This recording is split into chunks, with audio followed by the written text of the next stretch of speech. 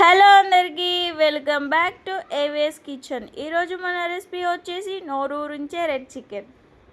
ముందుగా ఫ్రెష్ చికెన్ని తీసుకొని శుభ్రంగా కడిగి పక్కన పెట్టాలి. ఇప్పుడు చికెన్ మ్యారినేట్ చేసుకోవడానికి కావాల్సిన పేస్ట్ని తయారు చేసుకుందాం. ఒక మిక్సీ జార్లో గుప్పడు బాదం, గుప్పడు కాజు, 4 ఎండుమిర్చి వేసుకొని గ్రైండ్ చేసుకోవాలి. గ్రైండ్ చేసుకున్న పేస్ట్లో చిటికెడు పసుపు, రుచికి సరిపడా కారం, కొద్దిగా అల్లం వెల్లుల్లి పేస్ట్, రుచికి సరిపడా ఉప్పు, ధనియాల పొడి, చిటికెడు సాజీరా, చిటికెడు జీలకర్ర వేసుకోవాలి.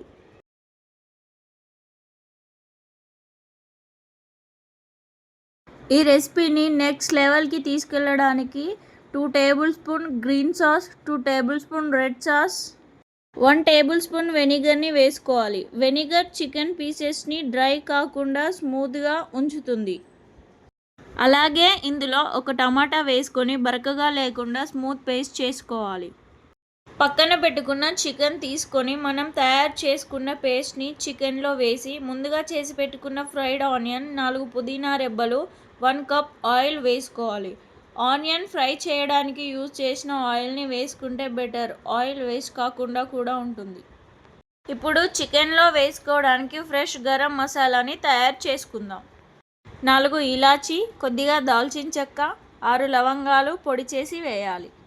ఇలా గరం మసాలాని ఇన్స్టెంట్గా చేసుకోవడం వల్ల మంచి టేస్ట్ వస్తుంది.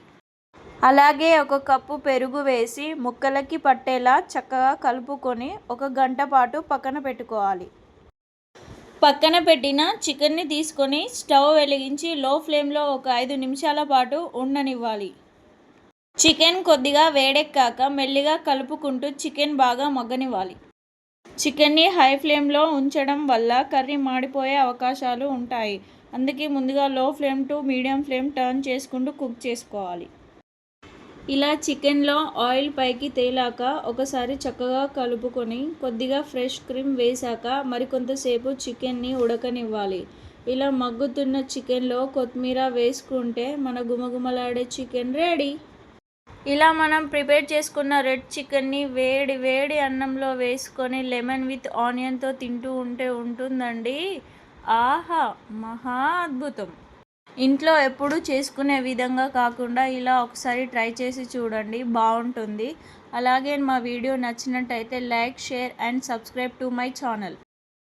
అలాగే బెల్ సింబల్ని యాక్టివేట్ చేసుకోవడం మర్చిపోకండి.